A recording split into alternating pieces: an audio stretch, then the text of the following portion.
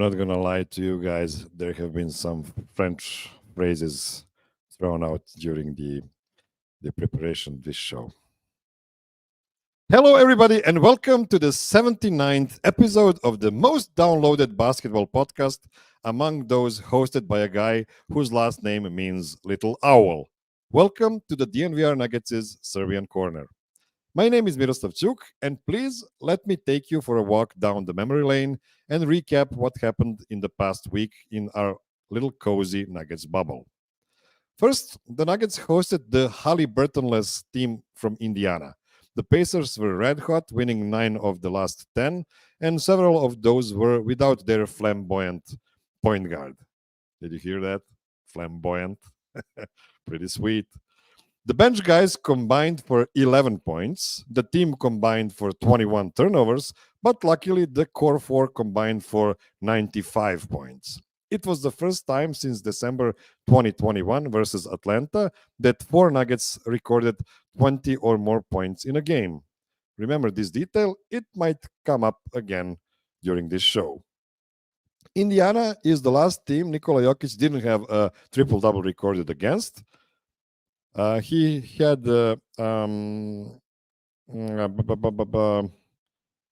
he had 9 assists, 6 minutes into the fourth quarter. And just to let you know how the sausage is being made, I had a tweet typed out and ready to send off saying Nikola Jokic now has a triple-double against all 29 teams. And I never got the chance to send it. He'll get another chance next week in Indianapolis. Maybe this time his teammates will miss fewer layups after his passes. Michael Porter had one of the best games of his career with 7 3-pointers made and 5 assists.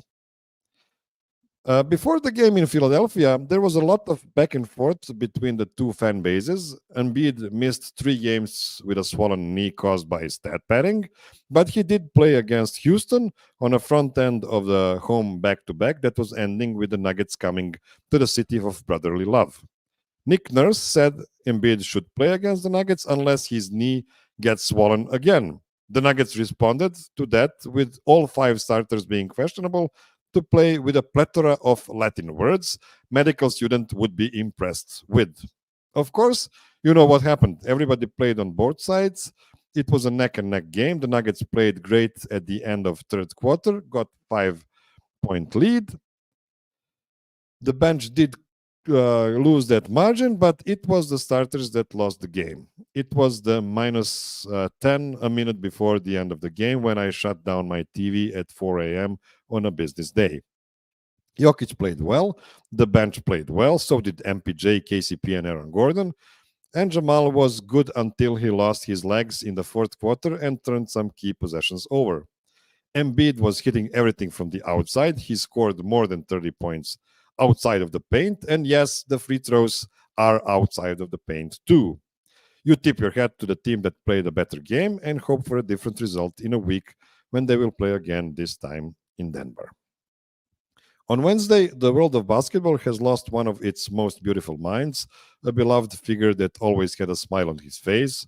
Nikola Jokic's coach that turned him into a player that has won his first MVP trophy, the Adriatic League. Golden State Warriors assistant coach Dejan Milojevic passed away after a sudden heart attack in Salt Lake City. If you have missed the Wednesday's DNBA show on this very channel, or Locked on Nuggets with Swipa on Thursday, or the Denver Sports Podcast with Harrison Wind on Friday, go watch those shows. I spoke about Dan in depth. Rest in peace, Decky. Last night, the Nuggets were in Boston. What a game. Jokic and Murray combined for 69 points, but didn't score a single point in the last 5 minutes of a one-possession game. Yeah, that sounds like a recipe for a disaster, but not against the Celtics. In those last 5 minutes, MPJ scored after an offensive rebound, and Aaron Gordon hit one free throw. Both of those guys missed wide-open threes in that span, and Aaron even hit the air with his attempt. But have no fear if it isn't Derek White taking the clutch shots. The two Jays completely crapped the bed and helped the Nuggets with their contested jumpers that weren't even close to hitting. This one was for you, Brandon Vogt. You've earned this. All right. Let me introduce my panel for today. It's two of my most frequent guests, and we are going to recreate their cult podcasts in segments 2 and 3. Please welcome the hosts of the most artistic Nuggets podcast of all time, digging their podcast under the thick layer of dust. It is Nick and Jeremy. What's up, gentlemen? Hey. Miroslav, sorry for being here. Yeah, I couldn't get some real guests. I guess I had to go with you, Jeremy. The dog days of the NBA season, clearly. Hey, Jeremy. Scraping the bottom of the barrel, even the podcasters are. We have a standing invitation for a late January podcast on Miroslav's show.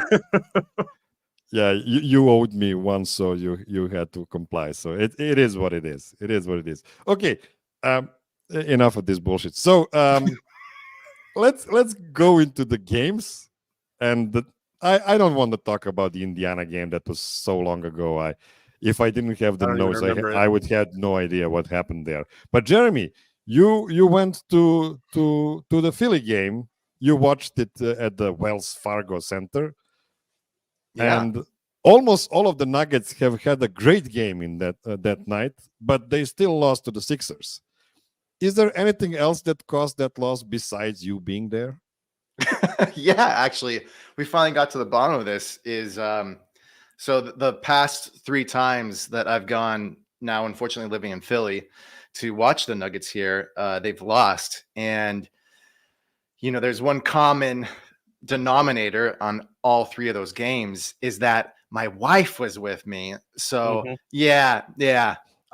Not me, but her. We both realized it, and she realized that she's been doing it. And so we're going to stop letting her go. And so are we talking like wins? Just a separation or a full divorce? That is a good question. Yeah. I did not even begin to entertain the possibilities here. I don't know. I'll call up Mike Malone and see what he says. Yeah. I really on the radar, appreciate the fact that you didn't go the darkest possible road, on the first try with your measures against the Nuggets losing to the Philly. I guess you can just ban your wife from going to Wells Fargo Center. What's the darkest version? Well, what Nick mentioned. I guess that's not the darkest. You can always go darker than that. Yeah, now we're going back to pre-show where we immediately got so dark that I actually, fortunately, I do have some Slivovica. I have a question for you. Mm-hmm. Why is it spelled or said different ways? A lot of the time I see it just like Slivovic, and then the people who taught me about Slivovica, they say the syllable on the end. Yeah, well, Slivovic is kind of the translation. It's not in Serbian, it's not in Croatian. It's just the translation for I guess it's German or something like that. So it's not the original word. It's just something to use to be easier to understand or spell or read off. So got it. The international version. Yeah. So you would say Slivovica. Yes, Slivovica. Okay. Yes. While we're talking about completely irrelevant language things, I've been wondering this, Miroslav. Is your name is there a nickname version of your name? Like Miro or Slav? Yeah, Miro is my international nickname. That's easiest to get. Okay. And I'm not gonna go into my Serbian nicknames because we don't want to get this show completely off the rails. So the Philly game. Miro is okay though. Yeah, Miro is perfect as a shorter version. Okay, sweet. I've always wondered. Yeah. So Nick. Yeah. Were you happy with the Nuggets defense against Philly, just to go back to basketball? Yeah, the defense, I mean, I think it was just an incredibly well-played game on offense. The defense, wasn't perfect. I think there was some effort stuff going on, especially in the first half, but I think a lot of that was just that everybody was hitting. I didn't see any glaring mental lapses or things like that, or any kind of there were maybe a couple of schematic things we could talk about. Some of the ways that they were playing Embiid, I'm not sure they would maybe replicate in a playoff series, but But yeah, I think it was just incredible offense for a lot of that game. And so I'm not terribly worried. I think that the kind of game that Embiid puts up in these games was so heavily reliant on his jump shot. Like it was all those like mid-range jump shots. They just don't fall like that in the playoffs. I think that's part of why we see his production fall off so much. So, Jeremy, did Michael Malone troll Philadelphia with completely wrong kind of defensive approach with giving Embiid all of those jumpers? There's a stat there that Embiid is hitting 63% of all of his shots between 18 and 20, I don't know how many feet. That's almost close to the 3-point line, but it's a 2-pointer. That's like the league average for the at the rim shots, which is pretty impressive. So that was one part of it. They gave him all of the shots he wanted. I kind of like that, but seeing the stat that sounds worrisome. But on the other hand, they let him pass out of some pretty easy double teams, and Maxi was wide open whole night. What was that? Well, I don't know if I've said it yet, but I was at the game, so you probably want to know my opinion. Just guessing here. So my opinion on what happened was that no, while I was watching it live, I was wondering if how much of this was Embiid too.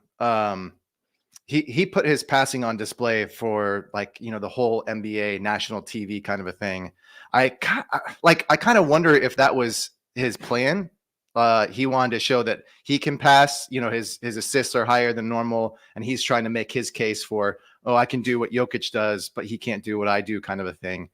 I thought that the Nuggets defense was. I heard a lot too much out of people. I thought about it. To me, the big problem with the Nuggets that night was their offense. In the second half, obviously, the first half everybody was hitting.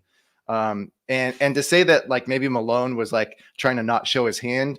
If anything, I think Malone was trying to test the thesis of, okay, can Embiid actually hit farther out? And they didn't want to give him anything on the inside and see, is this a possibility maybe for our team? We have more length than most teams when it comes to who's going to be on the outside.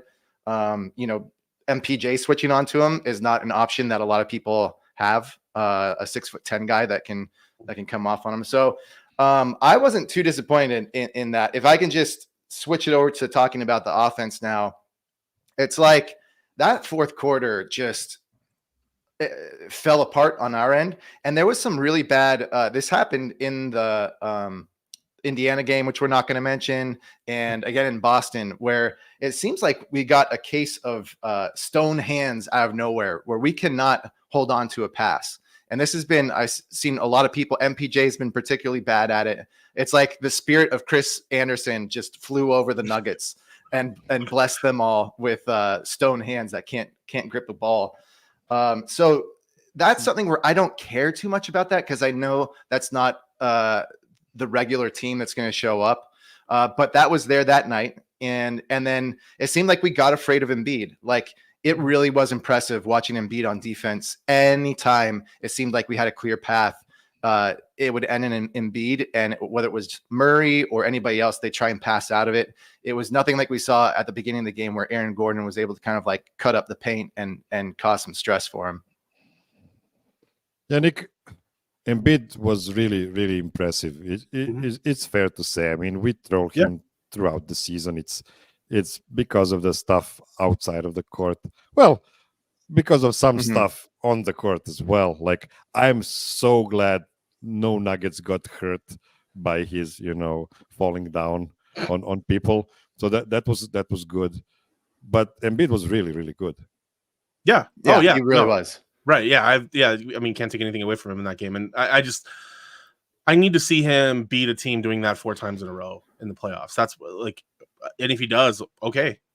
That, I mean, if he can make those 18-foot jump shots all game long, and put up 40 doing that, you just tip your hat, if he can win a series that way. But we just haven't seen that work yet.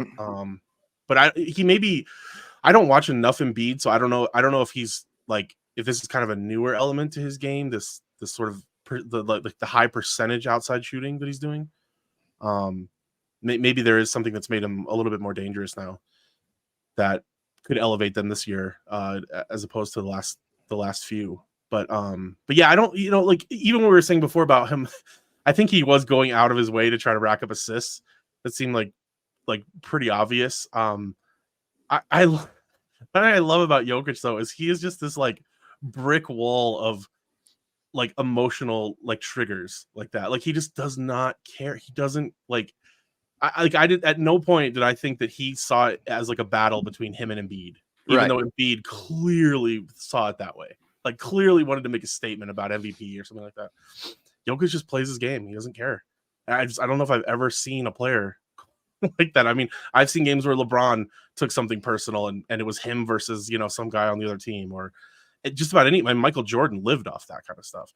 I don't know if we've ever seen a player who was so like just resistant to that kind of like emotional sort of pull in a game. I agree with you, but at the same time, I think that he takes his team to a different level when it's important. Even in the regular season, they chose this game against Boston to show up and show some stuff. Oh yeah, no, for sure. I think what I'm trying to get at is he doesn't. It's not like a personal challenge. Like he doesn't go I need to like put 50 on this guy to like show him who's MVP. I don't think he really thinks that way. I think it's like he just stays within the team. Like so yeah. Like there'll be a big game like against Boston where they clearly played that like a playoff game. I mean, they wanted to like really see what they had when they're all in, right? So it's not an effort thing, I guess is what I'm getting at. It's just more of like Embiid just seemed like he really, he has these games where he really wants to make statements against other guys, which is fine. I'm not even saying there's anything wrong with that. It's just not Jokic.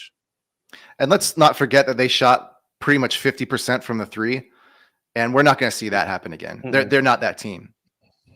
They're not trying to be that team. And they still only won by 3 in Philly. Mm-hmm. So I mean, it was, or whatever it was close, right? By the end. So like, I think Philly kind of had everything going for them. I think they kind of got they kind of got their perfect game, and I don't think there was that big of a margin. So yeah, I agree. Let's take one short break, and then we'll come back with the Boston game. Don't go anywhere. Okay, so last night was awesome. The Celtics played a very good game. If you exclude Jason Tatum and Jaylen Brown, they shot almost 45% from the arc. If you include them, it's not that wonderful. Porzingis was his Eurobasket self in the first quarter, hitting 15 points. He just couldn't miss anything. Derek White was awesome as always. He's such a nugget, man. Yeah. On both sides of the court, he has hit 5 threes and picked the pocket of MPJ several times, which led to easy baskets in transition. Peanut butter and jelly were awesome, but couldn't hit anything at the very end. And yet the Nuggets won this game. What were your biggest impressions from this game? Let's start with Jeremy. I mean, one thing schematically, I guess I haven't watched enough Boston, but really watching Tatum really be their pure point guard at this point. And maybe that's losing Smart, some lineup changes. But I mean, Drew Holiday and Derek White are shooting guards, really. You can call them swing, but in that lineup, watching Tatum run the offense, I was actually really impressed in his ability to look defenders off and snap some really fast passes and things like that. It was cool to see a championship level team perform like they cared about it in the middle of January. So I liked seeing that. I think we actually match up with them really well defensively. Like I'm really happy that we have the guys that we do. Not that we're trying to match up against them. We just happen to have the right lineup for that. But I mean, yeah, again, I mentioned before, we saw some stone hands, brick hands show up. Spirit of Chris Anderson flew all the way to Boston this time. And then we also saw they were dominating on the offensive boards, which they're the best rebounding team in the NBA, but that's because their defensive rebounding is so good. They're an average offensive rebounding team. So that's one thing that I look at where, again, I say, okay, they're not going to be repeating that. When they play these high level games, whether it's Philadelphia or the Celtics, and we get to see, potential championship contenders, I like to look for, okay, what are the things that they deserve respect for? And then what are the things where there's possibly a asterisk next to it. And for me, that was definitely those offensive rebounds. But yeah, I mean, like you said, just an incredible game. I remember last season, we had a game like this against Milwaukee that was just so much pure basketball fun to watch. And I was really hoping that we'd end up seeing 7 games of that, in the championship. But this time around, this was just an incredible game to watch. Yeah, So- Boston is loaded. I'm sorry, Miroslav, go ahead. I just wanted to ask you if you think that the fact that Michael Malone actually played the playoff kind of rotation in that game was the main cause why the Nuggets played so well for 48 minutes or almost 48 minutes, or was it combined by the mutual effort of everybody that was involved? I think 100% the mutual effort. You saw it on the faces of all the Celtics players. They both dug into it. I 100% believe that. Yeah, what do you think, Nick? Yeah, for sure. And I think the Nuggets had a little extra motivation losing that pretty close one in Philly. I think they wanted to definitely get one of the two. It would have been a tall order to get both of those wins on the road in a row. But yeah, this was the game where I was like, okay, the Nuggets are at a point where they can kind of turn it on and off. And I know this can get frustrating during the regular season, watching games where they clearly aren't all in, but it's also just kind of, I think, human nature to like sort of let your foot off the gas. And when you have a long regular season like this, you just can't give max effort every night with all the back-to-backs they've had to, 8 or 9 now, back-to-backs they've had to lead the league. They've had one of the more brutal schedules that I've seen and can remember in a while coming off an NBA championship. So yeah, I think they are fine. And I think this game showed us that they still have that gear. Yeah, one thing that was hidden in this game because the Nuggets won is the fact that they had a pretty bad ending to the game. Luckily, the Celtics were even worse, so that helped. But this season, and I've seen these stats a couple of weeks ago for the last time. I haven't checked it today, which would actually be smart, and I would sound smarter if I did.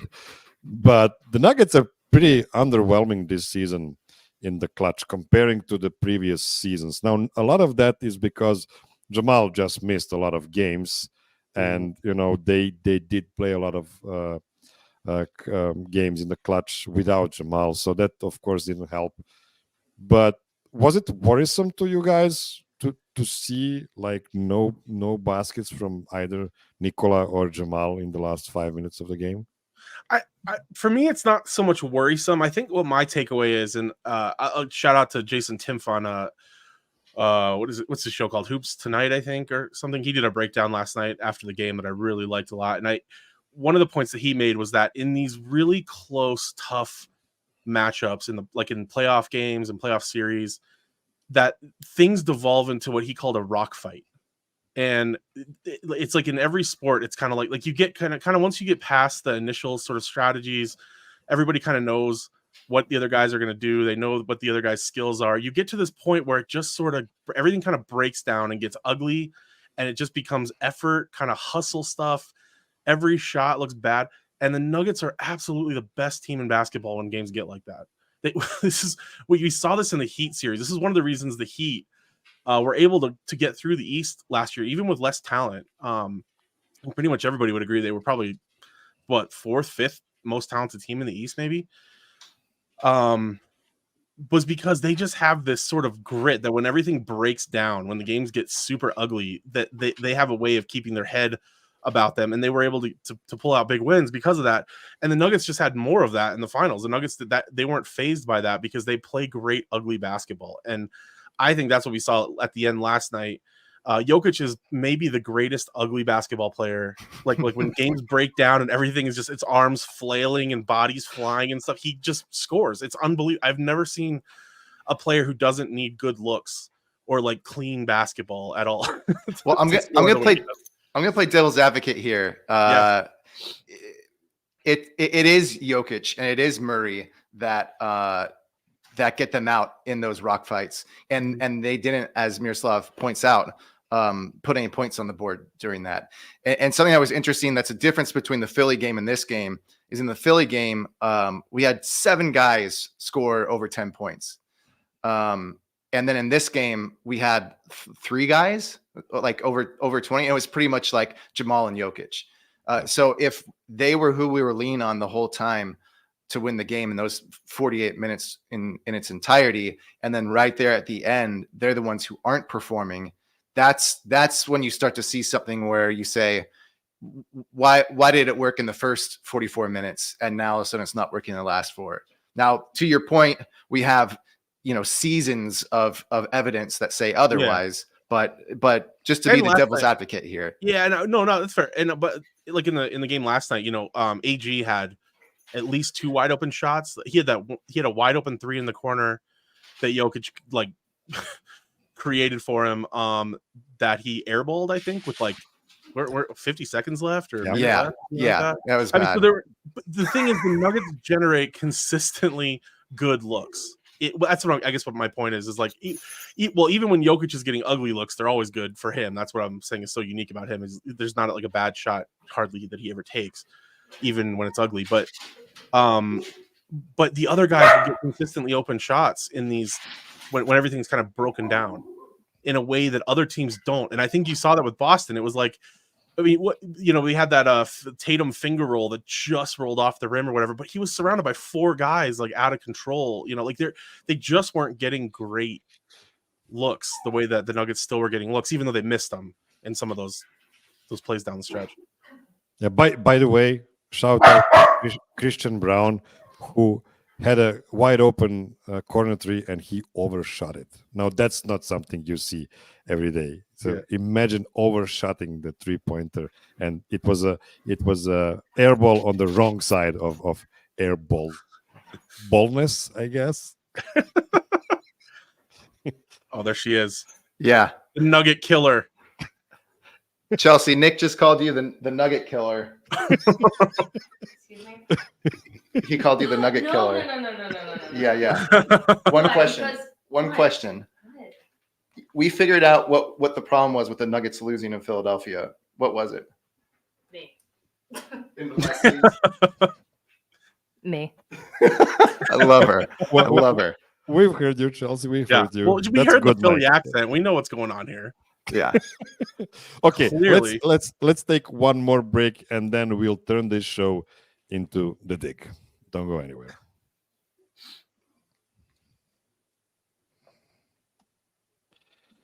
Okay, welcome to the dig, season 4, I guess, episode 1. So this was supposed to be segment number 2, but it's segment number 3 because I cannot stop you 2 guys yapping. So it is what it is. So let's play a game of Are We Sure? So I'm gonna ask the first question, and you. Oh, wait, hold on a second. You could do better than that. Come on, Miroslav. Come on. Okay. I'm gonna do it together with the question. So, are we sure? Are we sure that the Nuggets already have all of their playoff rotation players on the roster? Yeah, we're 100% sure of that, I think, because they can't do anything. I have spent like hours on the trade machine just trying to get a trade to go through for anything, and I can't make anything work. So I don't know how accurate the trade machine is, but I think they're pretty locked in. I don't. It doesn't seem like there's really any moves that are even possible, unless you're just swapping out like a Reggie Jackson and a somebody, and a pick for like another kind of 8th man type guy. But okay, that was my first drink of the night because that was a terrible take. So the last time I was on the show, I don't know if it was. Wait, hold on. Are we drinking every time there's a terrible take? Because I'm not going to get to the end. Yeah. Okay. No, this has been an unusually solid show. I'm very disappointed. Until now. Thank you, Nick. You're welcome. When I was last on the show, I think it was either right at the start of the season or before the season, and I was confident that we had everybody. And I said, let's give our backup unit a chance. They're the right people. And I have to admit, I was wrong. I was wrong. We do have a hole at center. And that's something where I actually kind of like what Jordan brings for his size. And there are some stats to kind of back that up in certain matchups.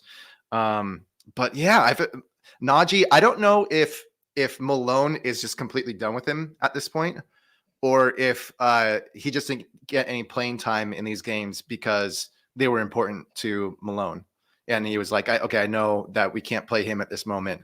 Like maybe we see the resurgence of some Zeke minutes later on, or Malone's just like done with it. But we need somebody at this point, in my mind, to bring the center position up. And yeah, maybe we can't trade for him. Maybe it's time for an incredible Disney story where some grocery store clerk in, Denver just tries out for the team. And I don't know what it takes, a magic wand, but we need some You're sort that of down on Zeke that you think we got to pull somebody out of King Supers. And I'm a Zeke defender. I don't care how the numbers work, but we need something there. And hey, maybe Malone does give him some more rope for the rest of the season. And maybe he does kind of like rise more up to it. And he does do some things. There's a lot of stuff he doesn't get credit for that he's actually really good at, but it just hasn't been working out. The numbers haven't been showing it. So yeah, I'm at the point where I say, no, we do need to make a move. Well, just to clarify, to me, the question was, will they make a move? Not should we make? Because my point was I don't think they No. I have to stop you right there, Nick. The question was very clear. Okay, I misheard that. So I apologize. do the Nuggets already have all of their playoff rotation players on the roster? Oh, you're right. Fair enough. I took that as like, is a move gonna happen? I agree, That was my but bad. I'm very picky with my words, and I'm going to tell you guys that you were both wrong. So, first of all, Jeremy is right that there's a move coming up. You're right about that. Something will happen. I think something small, something really small, like a Xavier Tillman for Zeke and a couple of second-round picks. Dude, that would be incredible. I would love that.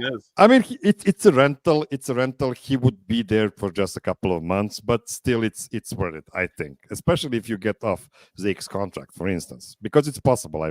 I've checked it on the trade machine. But having said that, that doesn't mean that Michael Malone is going to play him in playoffs. Right. Because he never does. No. I will argue that point because we traded for Bryant last season at the very end of the season. We didn't even know what we were getting, and we still played him. And then he just died. He didn't play in the playoffs though. Well, Again, Jeremy, the wording, playoff rotation players. But Bryant got the chance, even though there was only there was hardly any time in the season left. Malone still was like, okay, we need this to work. And he did everything he could. We were screaming for him to stop playing Bryant, and he kept playing Bryant. And then playoff day one, like, no, okay, that didn't work. So Xavi would get a chance, is what I'm saying. And if Xavi got his chance on the Nuggets, I think that he would actually earn that spot in the playoffs, is what I'm saying. Yeah, I don't think he's not the Mason Plumlee. It's Peyton Watson, it's Christian Brown, it's Reggie Jackson. There's no room. I mean, maybe in a random first round game you might get a 9th or 10th guy that comes in, but that's pretty much it. Well, this is the beautiful thing to me is with DeAndre Jordan, we have a big chaos lineup. Yeah. It's actually it's like our only bench lineup that's positive net rating. Is him in it, and it's because they play chaotically, like you mentioned. It's a rock fight, even if they go in 1 minute into the game. Right. That's how they play. Well, him and Reggie Jackson have a little something going. Right. So I like having that as one card up our sleeve. And then the other card to me would be a 3-ball center, a small ball lineup where our center is able to be a threat from the outside. And then you get him there with Brown and Watson and Jackson. And then we turn into a crazy kind of like outside shooting unit to be able to go between that and DeAndre Jordan. To me, then all of a sudden gives you some really nice options during the playoffs, depending on the matchup. Yeah, I agree. I mean, in the absence of a move, you can do that with Aaron Gordon. They've done that. They've run Gordon at the 5 in kind of a small ball. I said 3-ball. So let's not include Gordon in that conversation. I'm not giving up on it yet. But I like this from Grace saying we need a power forward. And I actually don't agree 100%. We need a guy that can play a power forward. Somebody that's beefy. Somebody that has a body of Jeff Green. Like, not Jeff Green. Definitely not Jeff Green. But somebody that can be there next to Aaron Gordon playing the 5 just to have enough meat under the basket. I mean, isn't that Peyton Watson? I don't think so, man. Yeah. Maybe in a couple of years, but I don't think Peyton is, heavy enough to play some of those lineups. I mean, MPJ at power forward has been interesting.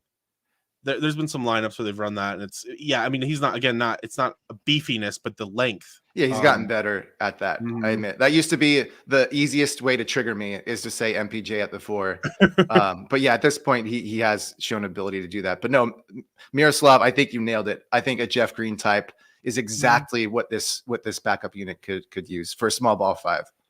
Yeah, and they might get him, and they still might not play him in playoffs. So I still think that the Nuggets already have all of their playoff rotation players, and that might be painful in case Christian Brown is not good enough. Or follow me here, they trade every single bench player they have for Bruce Brown. We go to the playoffs with a 6-man rotation. Still doesn't work. We only have 7 players, and then they go to the grocery store and fill out the rest of their bench. Yeah.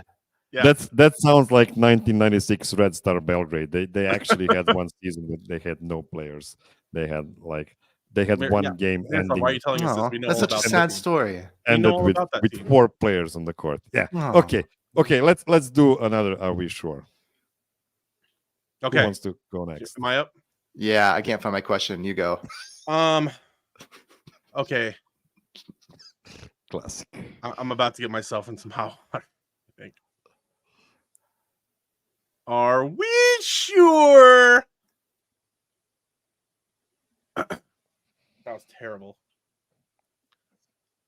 Are we sure? That was worse. That Jamal Murray is an all-star. No, we're not sure that he's an all-star, which I hate to say. There's so many. I'm not sure that Stephen Curry is an all-star. Okay. Mm-hmm. So if he's not an all-star, then Jamal's got to be able to make a case. At this point in the Curry's West, also the second leading vote getter right now, by the way, so he will be an all-star. Yeah, I know, but I'm not. I mean, no, I agree with you, but that's my point. I mean, you have to take that into account because he's going to get like an automatic spot. Yeah, no, I hate to say it because Jamal's done everything, and playoff Jamal is absolutely an all-star. Last night, Jamal is an all-star. Right. Yeah. If he plays like that, if he plays 38 minutes a game, every game for the season, then yeah, no question about it. But no, at this point, it has nothing to do with Jamal. I love him. He's doing great. But the point guards in the West, the guards in the West, it's impossible to break through that top tier. Yeah, Miroslav, let me just run this down for you. So right now in the lead, the favorites to start would be Luka and Shea, right at guard.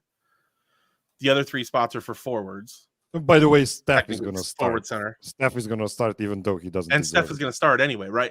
Okay, yeah. So then you get to the guys who are in the backup spots. Anthony Edwards, Steph Curry, De'Aaron Fox, Devin Booker. You can probably only get 3 of those guys in, maybe 4. Mm-hmm. Where's Murray? I mean, it pains me. I want him to be an all-star so bad, and I think he's an all-star caliber player, but there's not enough spots. Right. I don't know who you bump off that list. I'm gonna go even further than that and say that Jamal Murray is not only not gonna be an All-Star this season, he might never be an All-Star. Hmm. It's just the way he plays. It's just the way he looks at the regular season. It's just he'll never have the numbers, and I don't think it's that much related to Jamal. I think it's a lot about Nikola Jokic as well, because Nikola is kind of reducing the stats of his teammates, not on purpose, of course. It's just that he's such a amazingly huge fulcrum of that team that it's really hard for me to imagine a guy scoring 25 or 28 points per game next to Nikola. And that's what you need for the All-Star, because All-Star And Murray is can't. He's not gonna it's a have to. popularity contest. No, Yeah. Jamal is I don't think Jamal is ever gonna score like 28 points per game. And interestingly enough, we didn't share this one, and I didn't share my question that I had for the fill in the blank segment that is going to happen in a couple of minutes. But my question for you guys was, and we're just going to run through it quickly.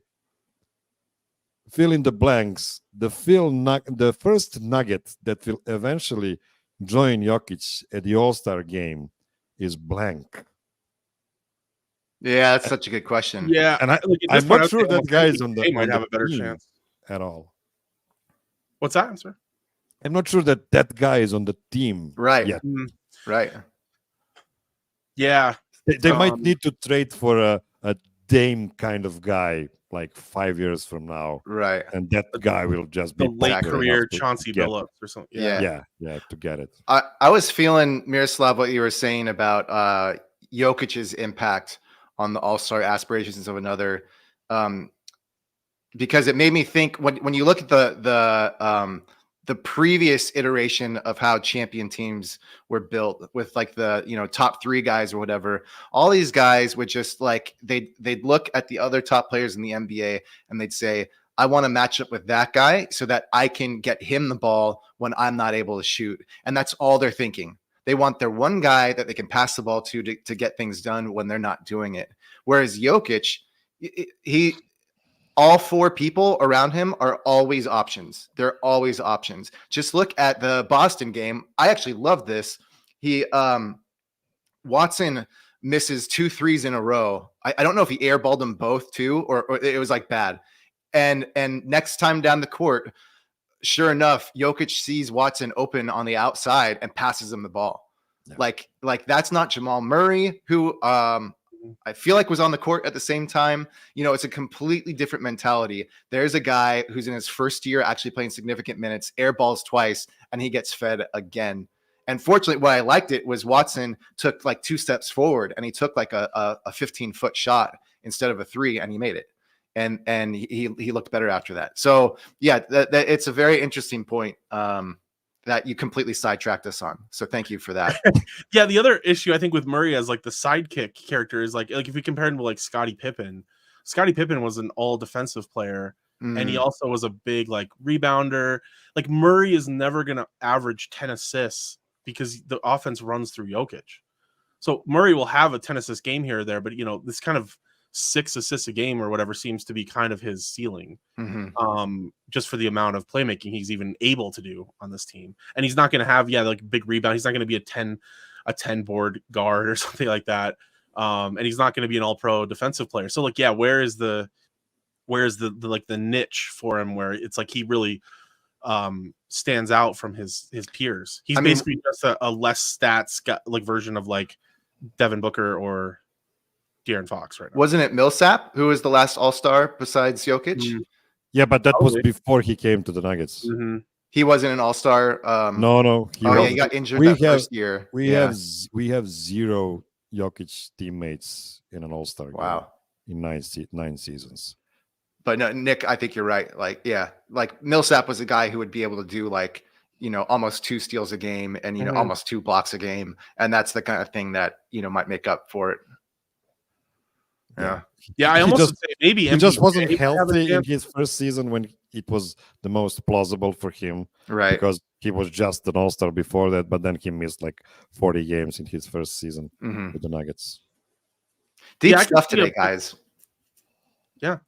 Appreciate it. Deep stuff today. It's weird. It's a little too on point. I don't know what- Jeremy, do you have a? Are we sure for? Do I have a question? Is that what you're asking? Yeah. I did find it. Cool. Are we sure that we Better. can't find a single bench rotation that lets both Murray and Jokic rest together? That we can't. That we can't. I mean, come on, everybody sure would we say that we want can't, one? right? Well, do we even want that? I do want that. I think I do. kind of like I when one of do them- want that. I mean, Mhm. at least in the regular season, we're not talking about playoffs because in Yeah. playoffs you're gonna play seven or eight guys, so you're gonna have most of your starters all on the court all the time. But hear me out. So if you put KCP and Good start. MPJ Mhm. and Aaron Gordon, and you fill that up with Reggie Jackson and Peyton Watson, that's a really good switchy, good Mhm. defending, fast paced. That's a And five. then Jokic and Murray come back in with some more bench, Yeah, lower down. sure. The bench guys. I would arrest Jamal next to Nikola in the regular season much more than what Michael Malone is doing, because Malone leading the bench has not been working. Not this season. It has not been working for many seasons now. It's interesting. You both hit on something. So almost the same lineup. Reggie and Kenny and MPJ and Gordon as a small ball five. But Brown instead of Watson. Okay. That lineup so far hasn't played significant minutes, but it's like one of the only bench units that's really, really good, actually. Limited minutes. I know. But that what they have done has been really, really good. In particular, they are a bench unit that actually plays defense, which is not something that I even try and like entertain as a possibility for a bench unit. They don't have the kind of cohesion that you hope for, but they play really good defense because, first of all, MPJ, Gordon are used to playing next to each other, and Pope, of course, is a genius that can hold it down. That goes really well. And then if you switch out for MPJ, Jokic, as Nick kind of mentioned, you put Jokic in, that is also one of our very best lineups. So just that small little thing right there, to me, it would be a great 1-2 punch. You could do it either way. Start with Jokic and then pull him out for even just 3 or 4 minutes and put in that other lineup, or other way around. Go to the bench, let Murray and Jokic rest. The bench, including the players that we talked about. And then when you start getting back into the important minutes, Jokic comes in for MPJ, and you've got an awesome lineup. So just something there, just something to play around with.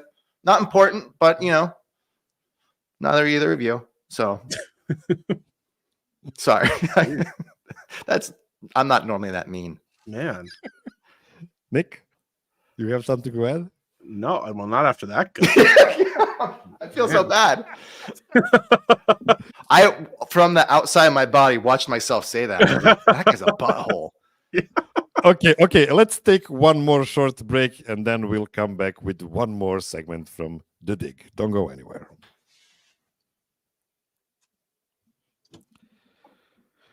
Okay, last official segment for today, because I was thinking, and I'm gonna award people watching this on YouTube with an extra segment after the show is officially done, and we will do all the see you next week and stuff like that. And after that, we'll squeeze one more segment in, but this segment is called Fill in the Blanks. So this time around, let's start with Nick. Okay. If the Nuggets have a disappointing second half, it will be because of blank. You could define disappointing second half however you want. You know, maybe they finished like the 6th seed or something like that. I'm such a biased Nugget lover here that the only thing I could think of is an injury. That's the only way I would want to finish that sentence. And you're right. Disappointing is like a word that makes it more subjective. Like, maybe they come in second place instead of first and you're disappointed in that. Or 4th. Let's say I think if they finished 4th in the West, that would be disappointing to me. Yeah. What would have to happen? What would be the reason that would happen? Let me change it because injury is a cheap way out. Like, obviously that would do it. Yeah. They end up in 4th. What does it? Miroslav, you've got to have an idea. I actually don't think finishing at 4 would be disappointing. 5th would be, that's the line for me, because if you're not, if you're not hosting any of the playoff series, that's not good. So what would need to happen for the Nuggets to finish 5th or worse? I'm gonna say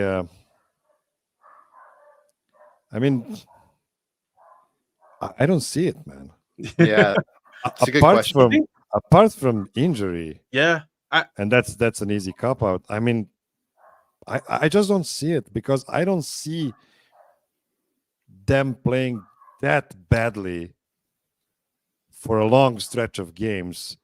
So many teams would overtake there. But Jeremy looks like he has I figured it out atop of his head. Yep. And we have evidence of this in the past, which is why this might have more legitimacy to it, is Malone leaning too much into playing around with things and not caring about the wins so much.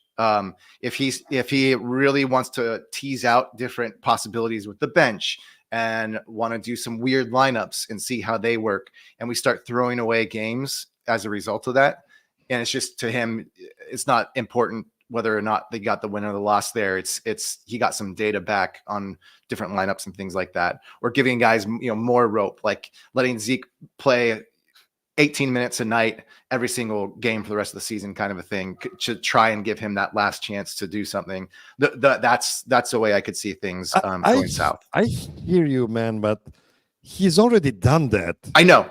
He's given so many minutes to Peyton Watson. He's given so many opportunities to Zeke Nagy, and it's just, we've seen it, and the Nuggets are still like, what, they're 3rd in the West, super close to number 1 in the West. They're also super close to getting overtaken by the 4th spot. They are. But on the other side, I think they really care about being a home team in the first round of playoffs. So I just cannot see them being so relaxed to drop below 4. Yeah, I agree. I think there's 2 things that are interesting to me about this. The fact that we're struggling to come up with something, I think, says something about how good they are. That, unless something kind of really seems to go sideways, they're probably going to be in the top 3, which means they're probably going to have home court a fair amount, at least, depending on how things break in the playoffs. I want to throw one thing out, though, that I'm concerned about, and it could rear its head. Like, if we get down to the end here and all these teams are clumped up the way they still are, or the way they are right now, I mean, the Nuggets are 28th in free throw shooting percentage right now. They are bricking free throws like I've never really seen this team before. And if we're talking about like a 2 or 3 game like difference between like the 2nd spot and like the 6th spot, I'm a little concerned that there could be a number of games that are real tight down the end that we're blowing because of, AG can't hit a free throw or a 3 that's wide open. Like, as the margin of error shrinks, I could see something like that, like some stupid thing like that. That it's just hard for me to imagine a championship team being so bad in an area like that. They have this like glaring like problem. So I think they're probably going to clean it up. I don't foresee this continuing. I think they'll probably be like middle of the pack by the time we get to the playoffs. So.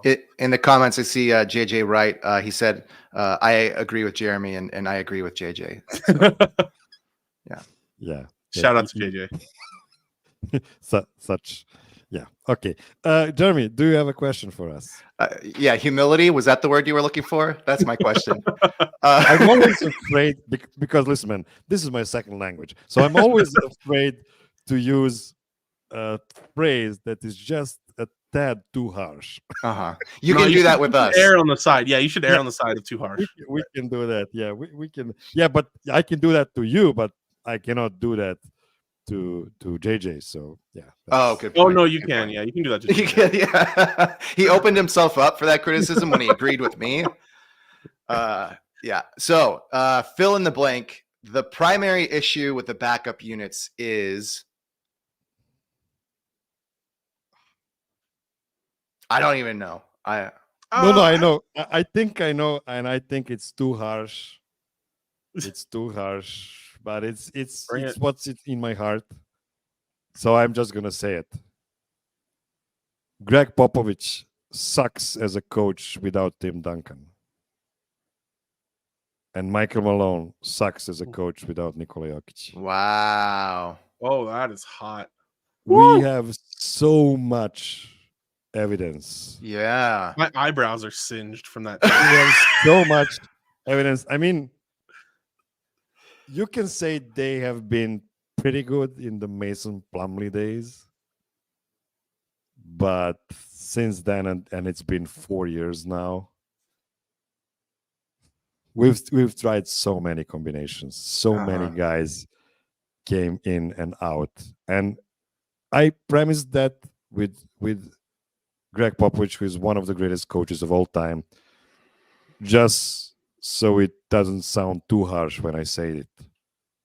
It's okay if you're not the best coach without your best guy and without one of the best like 5 guys of all time. And I really believe that.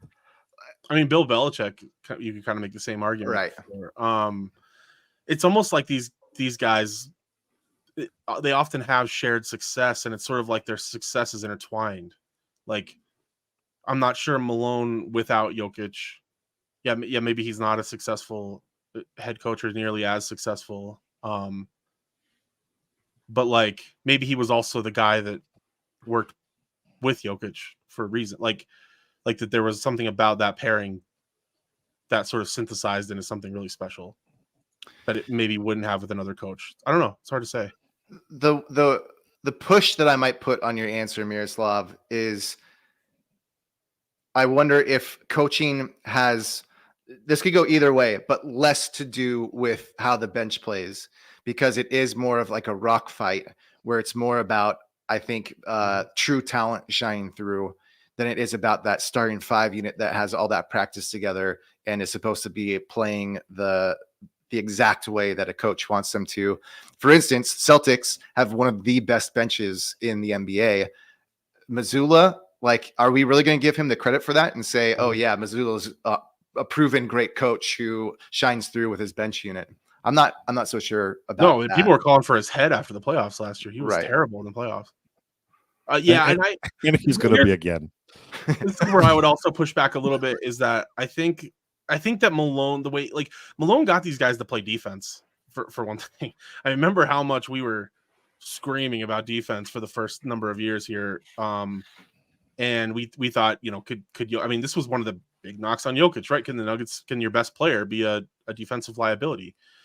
We all know that was largely overstated, and Jokic is good at a lot of things on defense, but I do think this team plays like that game. The reason they won last night was because of defense in Boston. Like this, that seems weird to say. Like, they have maybe the prettiest offense in basketball when it's going well, and they're always in the top 3 or 4 now the last few years. But they're winning big games and championships on defense.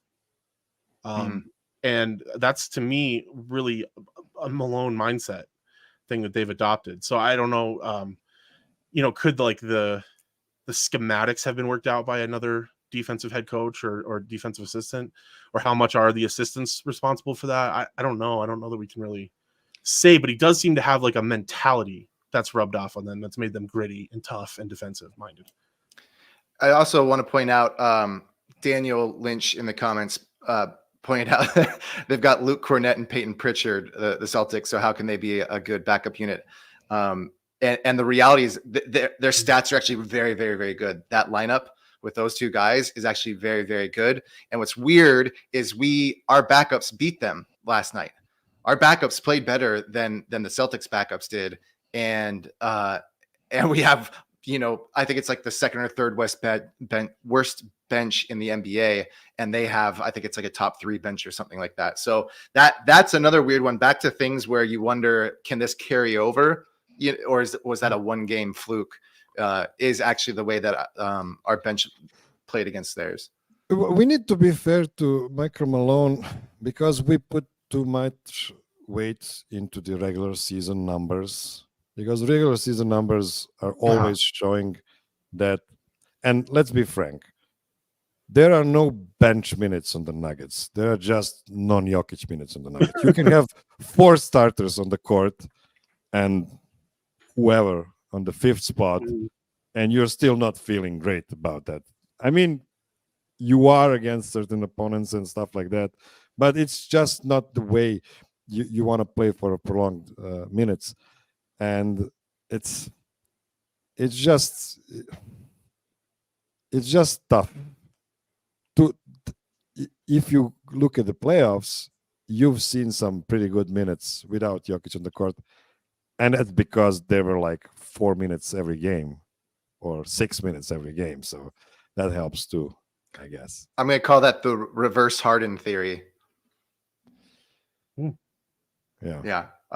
Or reverse Luka theory. Right. Well. Exactly. Okay. Time for the last fill in the blanks to wrap up the official part of the show. The guy off the bench who will record the most playoff minutes total is blank. Well, it's Peyton Watson. I think at this point, I think Brown. I mean, Brown has taken a step back. I think it's probably just a sophomore slump. I don't see anything that's like wrong. And his 3-point shot's actually been pretty good. So I'm not totally sure what's going on there. It does seem like there's something off though, and it like I said, it could just be kind of the standard sophomore slump. But I think Watson's just too versatile on defense. He's probably going to even get some minutes with like a Jokic lineup or something in the playoffs. He's just too valuable against, especially a lot of these Western Conference rivals that they're going to be playing that have these huge wings and stuff. So I would imagine he probably will lead. Yeah, maybe Reggie Jackson. I don't know. It's tough, but yeah. Well, I wanted to say Watson too, because that's, I think, the big reveal here. The big shock is him over Brown. But Reggie Jackson to me is the automatic answer. Yeah.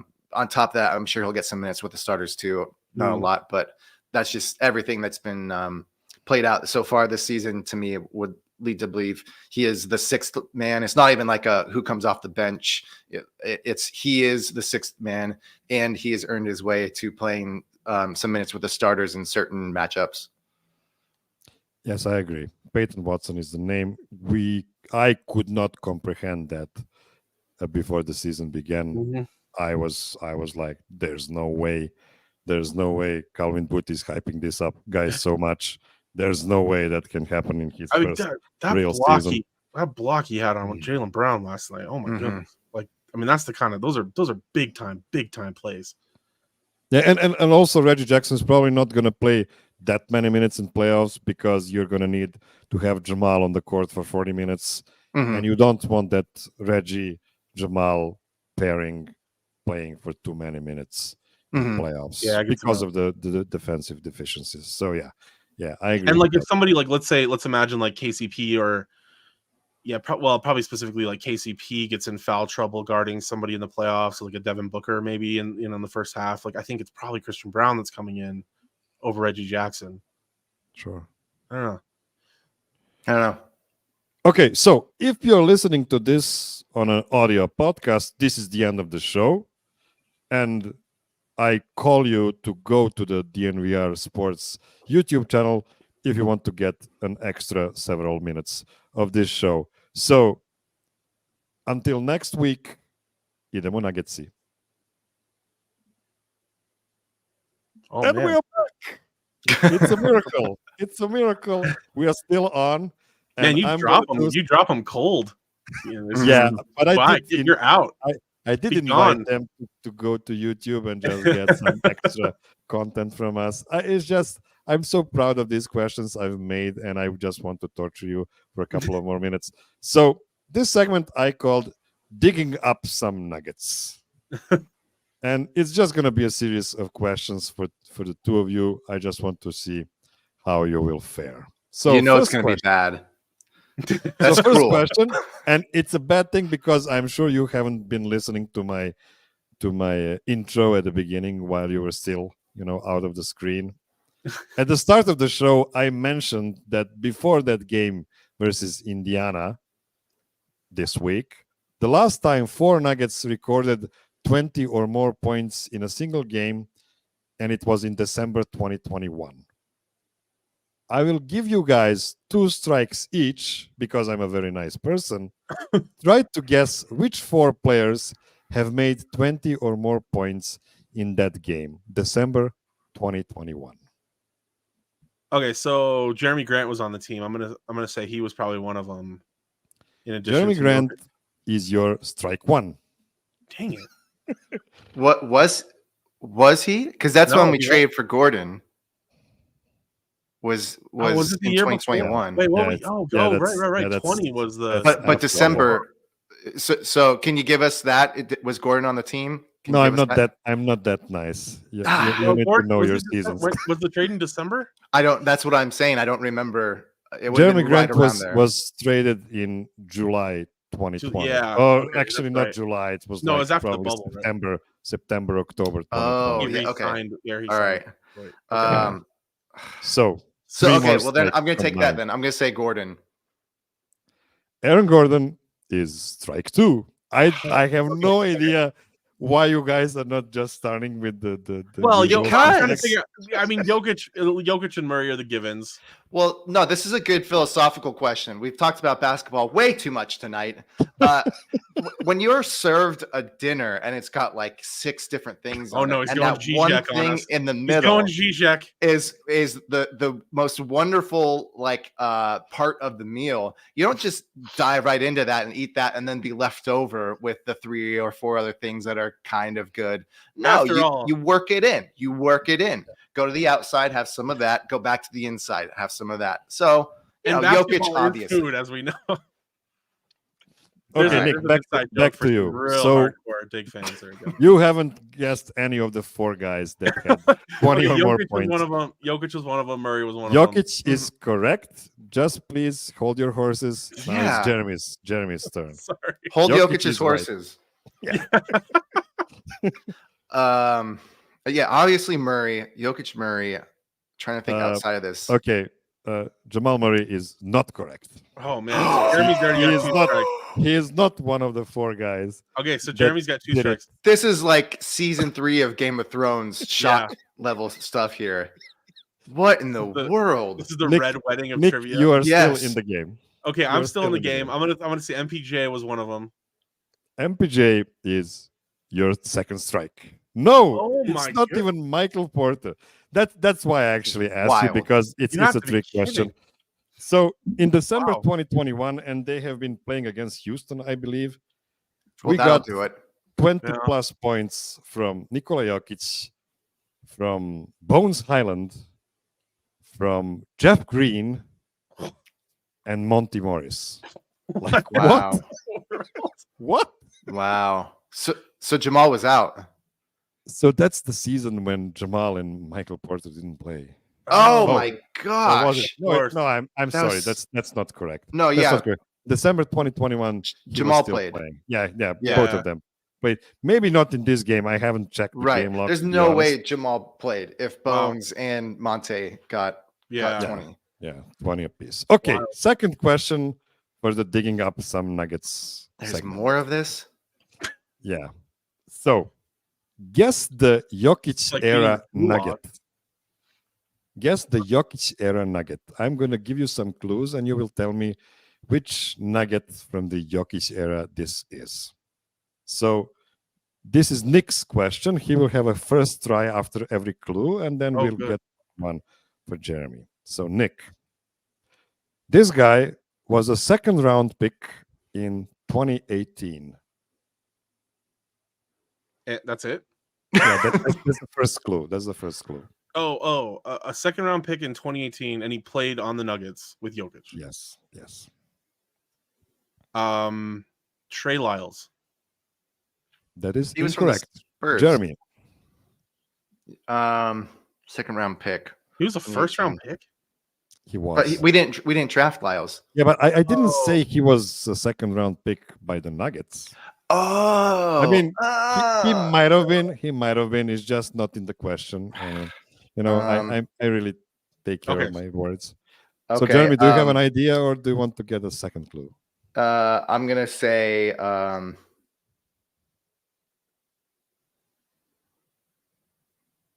I don't know. I keep going older. Okay, Nick, second Yeah. clue. Okay. He played in 11 total NBA games, all for the Nuggets. Oh no. Wait your turn. That So redheaded this guy, white dude. so he was a second round pick in 2018 and played in total 11 NBA games. Oh no, that guy was all a for the Nuggets. first round player.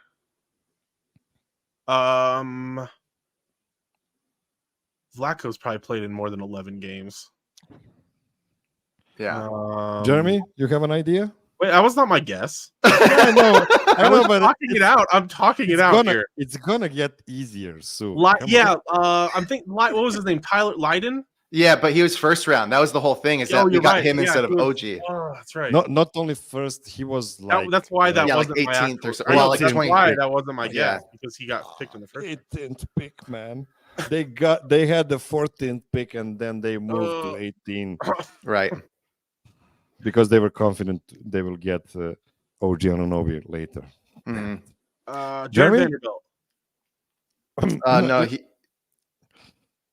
That's not correct. Jeremy, you have an idea, or do you want to get another Nah. guess? Oh, you said No, I'm 11 just gonna waste games time. total in the NBA or 11 games? 11 games Yeah, total total. in the NBA. Oh. That's why Lydon would make sense. Yeah. In the NBA. Okay. So, third clue. This guy went to UCLA.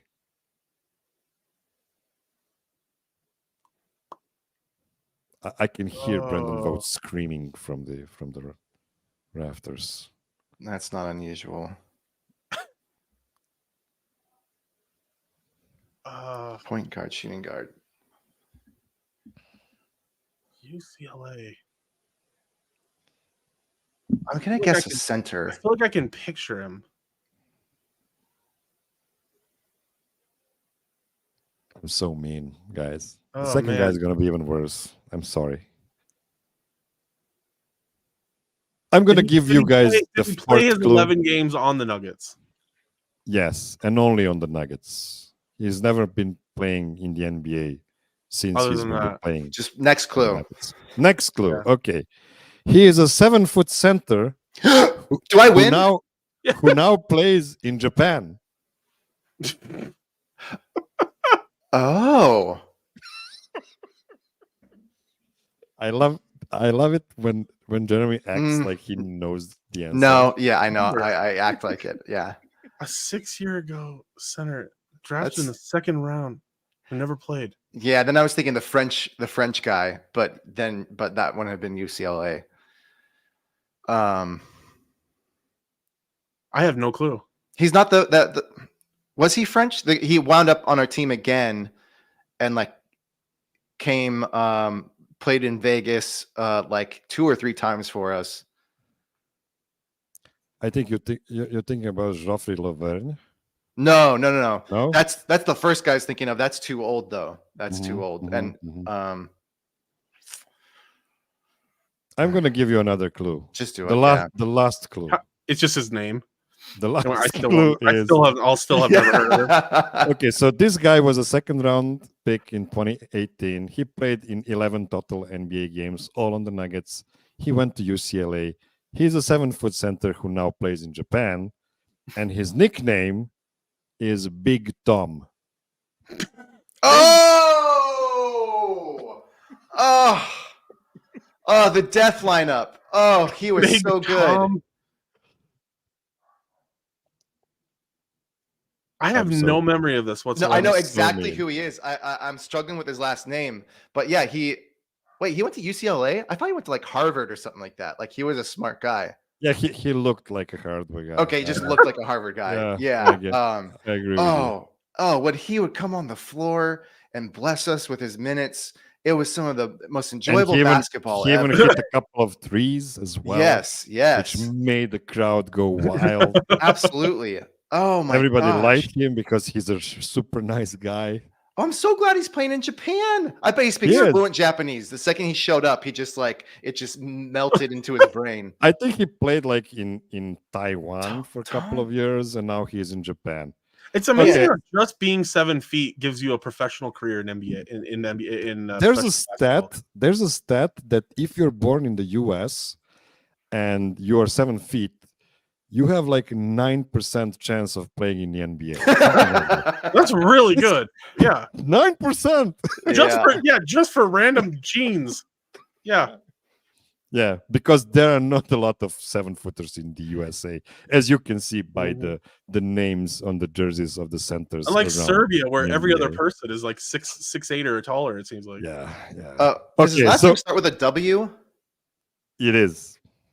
What is it? What is it? It's something common like Wilcox or something like that. No idea. Tom It's Thomas Welsh. Welsh. Oh, I Thomas do Welsh. remember that vaguely now. Yeah. Oh, he was Okay. so much fun. Yeah. This didn't go great, and the second question is going to go in reverse. So let's begin. I Okay. thought it went really This well. time- Tom Welsh does sound like an Oxford scholar or something, Mhm. doesn't it? And he looked like it. Thomas does. Welsh. He had this It does. proper blonde haircut. I mean, Yeah. the 7 foot tall thing would make him a little odd looking in the. Okay, so Jeremy, you guess first now. Again, it is a nugget from the Jokic era. Okay. This guy went to VCU University. That's it. That's the first VCU. clue. Is that weird way that Barton got in? No, just from the look on your face, I'm going to say no, it is not. I'm just gonna say VCU is the college where Bones Highland went. So this is not Bones Highland. Okay. Any Um, ideas? Do you want me to go with a second clue? Yes, please. Yeah, I think we're gonna need a second clue. Okay, second clue. This guy's first NBA team was the Houston Rockets in the 2013-2014 season. Okay. That was his first team Mhm. before he came to the Nuggets. That was even before Nikola Jokic came to the NBA, so he had Yeah. a pre-Jokic experience. So he's been in the league for a while. VCU. Okay, let me give you the third clue. Mm-hmm. He played in the NBA for 7 seasons total, and the Nuggets were his last NBA team. Mm. Hmm. So if you calculate that, if he started in 2013 and he played Yeah. 7 seasons, that means that his last season, and I'm trying to make this easier, was 2019-2020. Thank you for that. He played for the Nuggets in 2019-2020. You look like you need some help, so yeah. Yeah, clearly. I'm such an asshole. Sorry. guys. You're an asshole just for having us play trivia. Yeah. You know that's not going to go well. My memory is such trash. It's the Okay. Um, Next clue.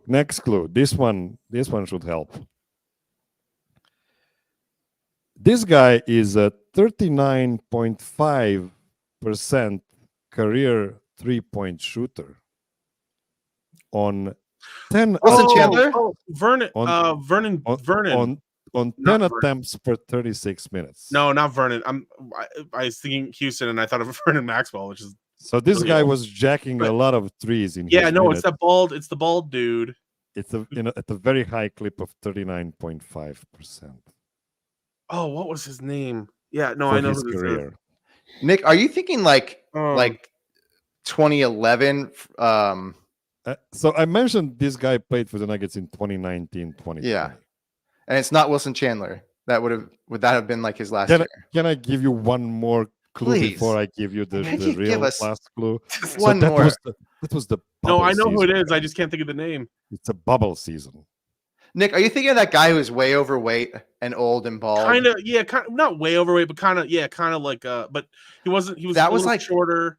That was like 2007 is Was it who that I old? think you're thinking of. Look at Thomas's comment. This guy knows this is fun. I know it's hell for you, but it's fun. I was sweating already just holding onto this mic that I forgot to stand for. The thing is like 1,000 pounds of plutonium is what they make this mic out of. Yeah. And now I'm sweating because I can't think of anything. Okay, last You're clue. right, Jeremy. I might be thinking of a guy from like 2011. Last clue, and right now I'm sure that it will not help, but I need to give it to you. So the last clue. So this guy went to VCU, first played for the Rockets in 2013, 2014, played for 7 seasons. Last team was the Nuggets in 2019, 2020, so in the bubble season. He is a high volume 3-point jacker with a really high percentage of 39.5, 10 attempts per 36 minutes, which actually might not mean a lot because he might have played for 15 minutes per game and had like 3 attempts. But stay with me. The last team he played for before the Nuggets were the LA Lakers. And he played for the LA Lakers in that same season, 2019-2020. He was cut from the LA Lakers and then later signed by the Nuggets. Oh!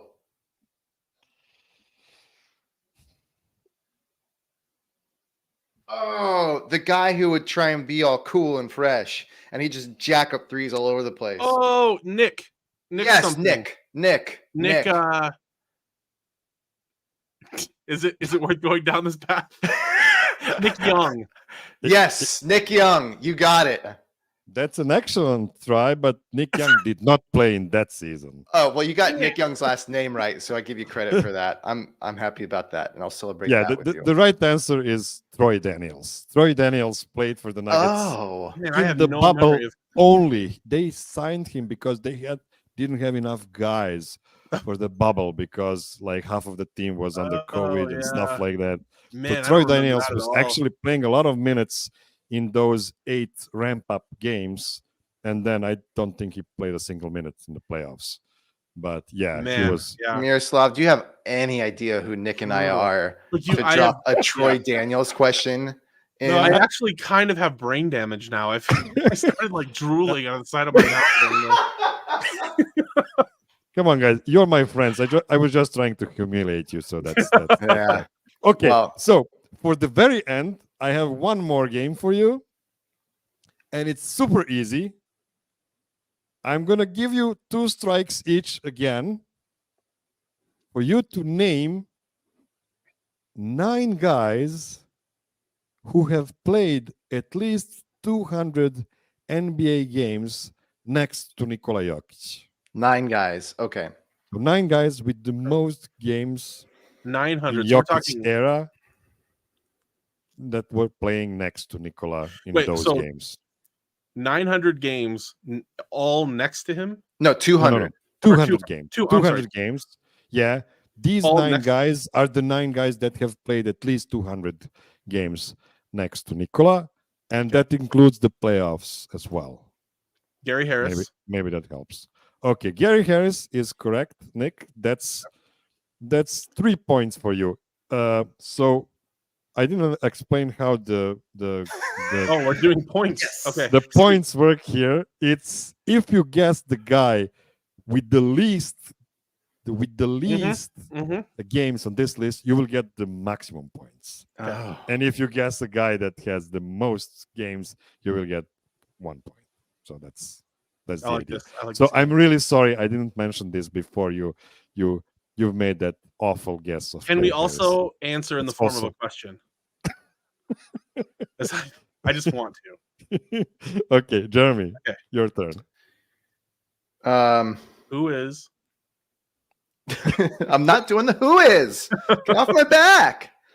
Jeopardy. Paul Millsap. Paul Millsap is on the list, and you will get 7 points. Yes. Is that correct? I have 10 guys here, guys. It's not 9 guys. It's 10 guys. Okay. 10 guys. Okay. Well, I'm That trying doesn't- to think about the. Okay. Doesn't change anything. So Monte Morris. 7. Monty Morris is correct. Only 4 points for you, Nick. Ugh. He had 318 games next to Nikola Jokic. Jeremy. I'm wondering if this. Did he hit 200? Did he hit 200? He was here after. And this is with Jokic in the game or while he was a Nugget? With Jokic in the game. In the game? Damn it. That ruins my guess. I mean, Jokic played almost all of the games, so it's not that big of a difference. Yeah. Okay, then I'll throw it out there. Okay. Fareed. Kenneth Fareed is not on the list. That's Oh. strike one for Jeremy. Yeah. You were Okay, I'm trying gonna- to get the 10 points, and I appreciate that, but Yeah. that was a pretty bad guess. Ah! 200 I'm games, gonna man? try one. I'm gonna 200? take a shot at one that might give me high points. Maybe. Okay. Nurkic. Yusuf Nurkic is your first strike. Not on Yeah. the list. And that's actually what I went through in my You- I process. couldn't remember how many years they played together. Yusuf played with Nikola for less than one season. It was less because than he one was- season. He was injured in Nikola's rookie season, and then in Nikola's sophomore season, he was Oh. traded in the middle of it. So- Okay, I didn't Right. realize that. I thought they had like 2 full seasons together, and I thought there was like a third part of a third, maybe. And I used Nurkic when I chose Fareed because I was like, okay, we had Fareed after Nurkic. So Yeah, and okay. obviously before. Yeah.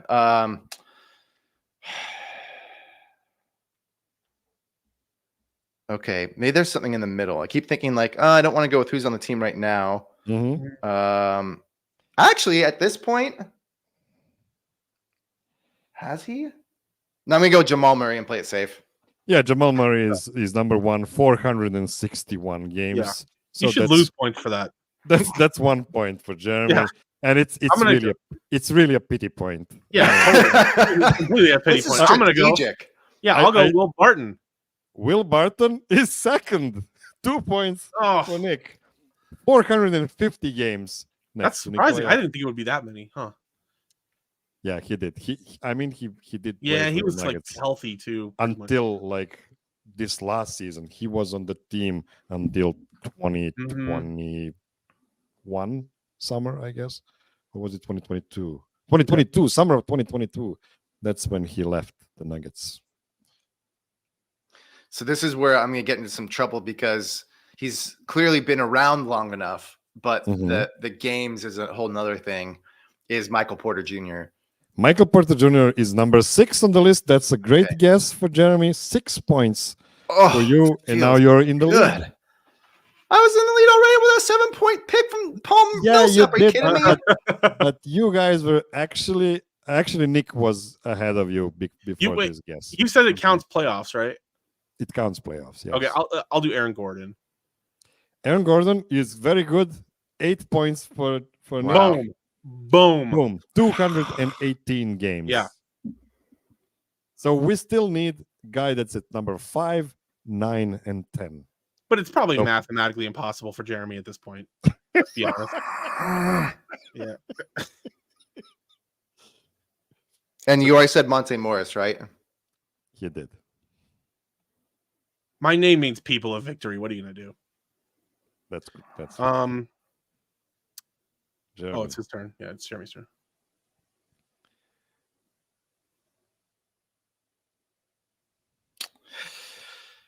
You have 2 very logical guy and 1 guy that Mhm. actually surprised even me on this list. Even the great. Okay. Let's go with who played more between these two. I'm going to guess that Juancho played more. I'm going to guess Juancho. Juancho is not on the list. Damn. Hmm. I'm going to let this slide. I'm not going to eliminate you just yet. Yeah. Nick?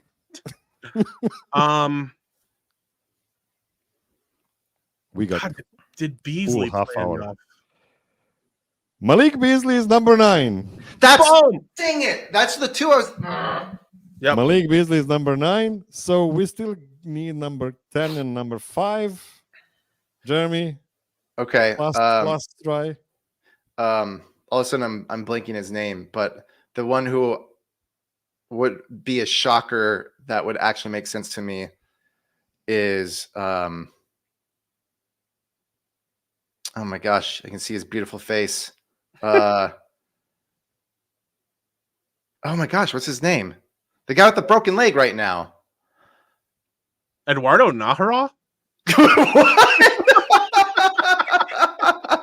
That would have been legendary. That was a I little would've- early. Yeah. 200 games with Jokic and Nahara would have been incredible.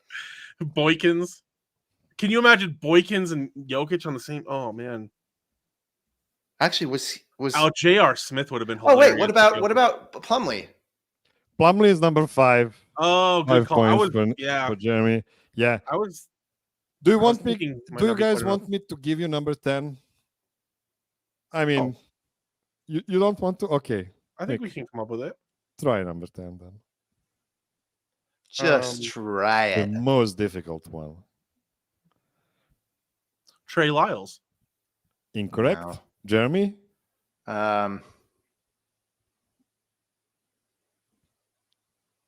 Does he even watch the Nuggets? I don't know. Emmanuel Mudiay. Oh, that was a good guess. Good guess. Good guess. Not on the list. Yeah.